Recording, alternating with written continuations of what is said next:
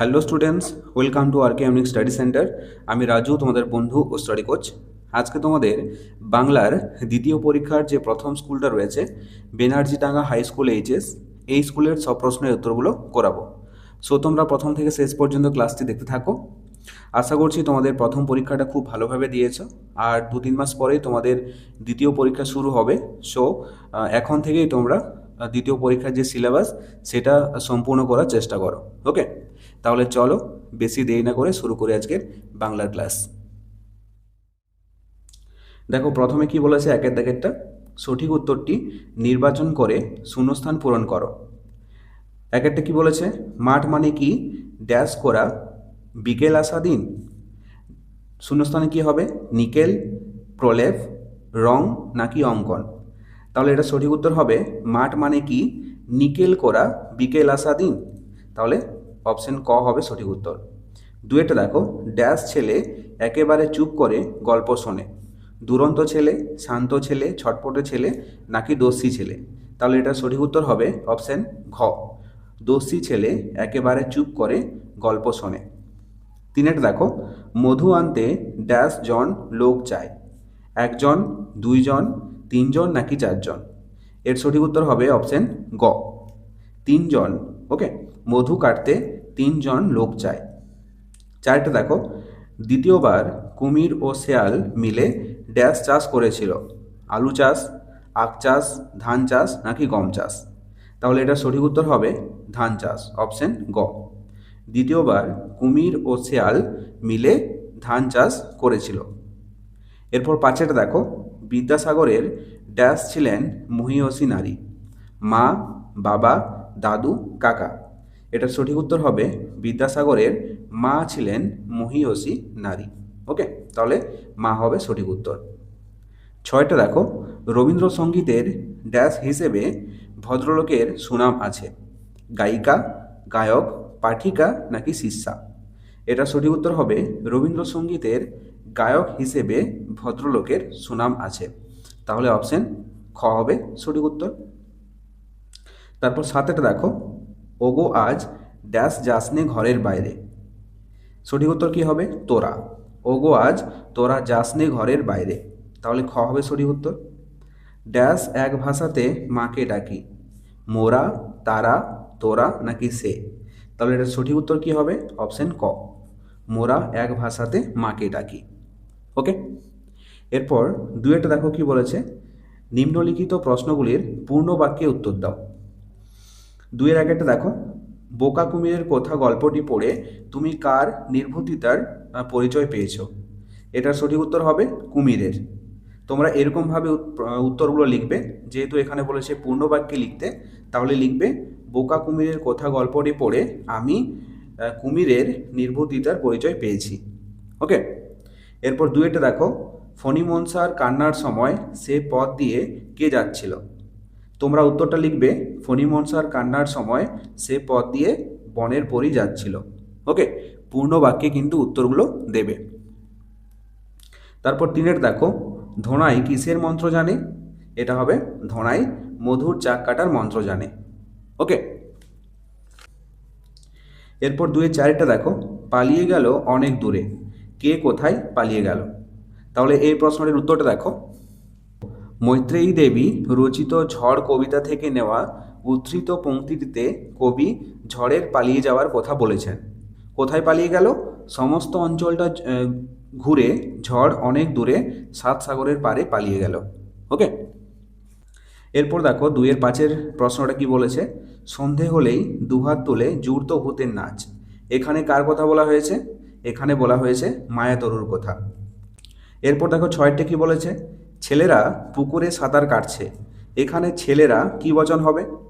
এখানে দেখো ছেলেরা অনেকগুলো একসঙ্গে অনেকগুলো ছেলেকে বোঝাচ্ছে, তাই না। তাহলে ছেলেরা এটা হবে বহু বচন। এখানে যদি একটা ছেলে বোঝাতো তাহলে এক বচন হতো। তারপর সাথেটা দেখো, কবি খুশির অগাধ লুটোপুটি কোথায় খুঁজে পান। কবি খুশির অগাধ লুটোপুটি সবুজ মাঠে খুঁজে পান। আটের দেখো, রবীন্দ্রনাথ গীতাঞ্জলি কাব্যগ্রন্থের রচয়িতা।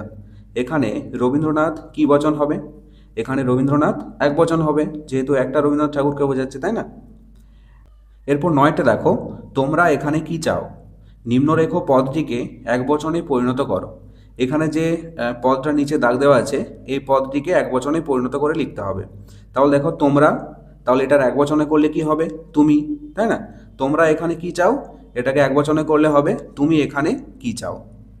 বোঝা গেল? এরপর 10টা দেখো, বইগুলি টেবিলে পড়ে আছে। এখানে বইগুলি কি বচন হবে? বইগুলি মানে হচ্ছে অনেকগুলো বইকে বোঝাচ্ছে, তাই না? তাহলে অনেকগুলো জিনিসকে বোঝালে কি হয়? বহুবচন। এরপর 2-11টা দেখো, আমার বাবা একজন শিক্ষক। নিম্নরেখ শব্দগুলির লিঙ্গ পরিবর্তন করে বাক্যটি পুনরায় লেখো। এখানে দেখো বাবা, বাবার লিঙ্গ পরিবর্তন করলে কি হবে? মা। আর শিক্ষকের লিঙ্গ পরিবর্তন করলে কি হবে? শিক্ষিকা। তাহলে এর সঠিক উত্তর কি হবে? আমার মা একজন শিক্ষিকা। বোঝা গেল? এরপর দেখো 3-এরটা কি বলেছে, কম বেশি 3-4টি বাক্যে নিচের প্রশ্নগুলির উত্তর লেখো। বোকা কুমিরের কথা গল্পে কুমির ও শেয়াল কিসের চাষ করেছিল? চাষে কার লাভ ও কার ক্ষতি হয়েছিল?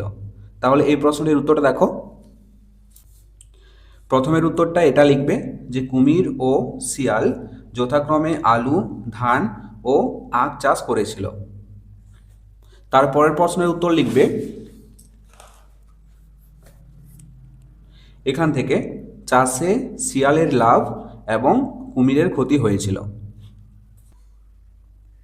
এরপর 2-এর প্রশ্ন দেখো, অবশেষে দীর্ঘযাত্রা শেষে কারা ভগবানের প্রাসাদে পৌঁছালো?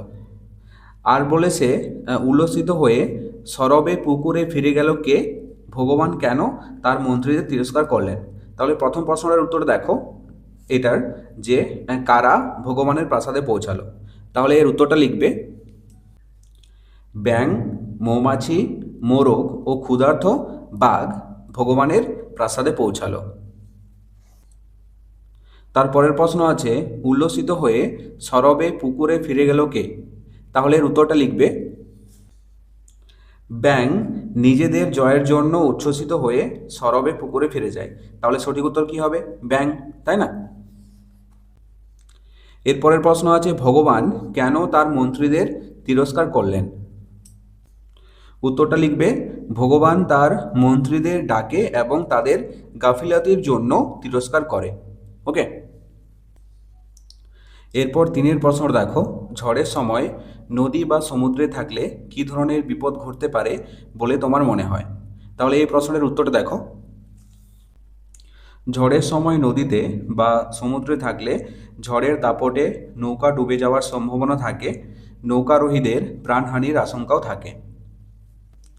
তারপর 4-এর প্রশ্ন দেখো, ফণিমনসা গাছটির দেমাক কিভাবে ভেঙে গেল? এই গল্পটি পড়ে তুমি কি শিক্ষা পেলে? তাহলে প্রথমের প্রশ্নের উত্তর দেখো, ফণিমনসা গাছটির দেমাক কিভাবে ভেঙে গেল। দেখো এখান থেকে লিখবে বীরু চট্টোপাধ্যায়ের লেখা ফণিমনসা ও বনের পরী নাটকে দেখা যায় ফণিমনসা তার কাটা ভরা পাতাতে খুশি না হয়ে প্রথমে বনের পরীর কাছে সোনার পাতা চায়। ডাকাতেরা সোনার পাতা ছিঁড়ে নিয়ে গেলে পরীর আশীর্বাদে কাচের পাতা হয়, কিন্তু ঝড়ে সে পাতাগুলি গুঁড়ো গুঁড়ো হয়ে গেলে বনের পরীর আশীর্বাদে তার পালং শাকের মতো সবুজ সুন্দর কচি পাতা হয়।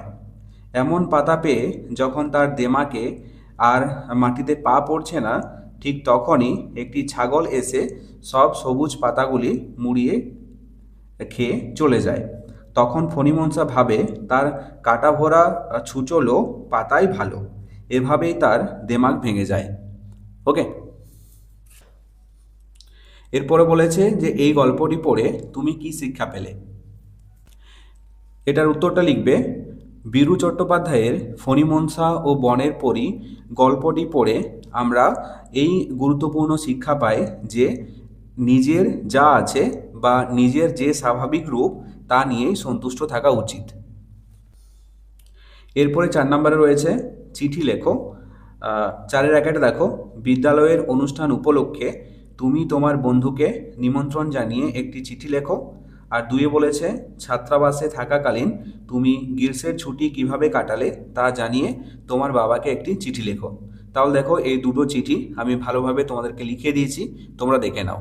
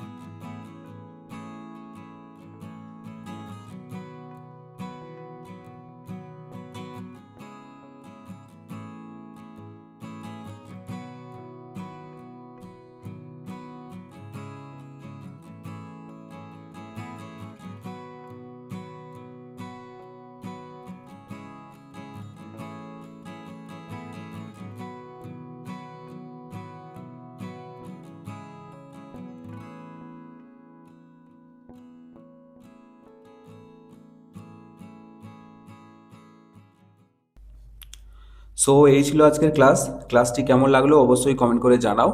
আর যদি ভালো লেগে থাকে তাহলে অবশ্যই একটি লাইক করে দিও। আর ছোট্ট বন্ধুরা, তোমরা যদি আমার চ্যানেলে নতুন হয়ে থাকো তাহলে অবশ্যই সাবস্ক্রাইব করে পাশে থাকা বেল আইকনটিতে প্রেস করে রাখো। চলো, দেখা হচ্ছে নেক্সট কোনো ক্লাসে। ততক্ষণ পর্যন্ত বাই বাই, টেক কেয়ার।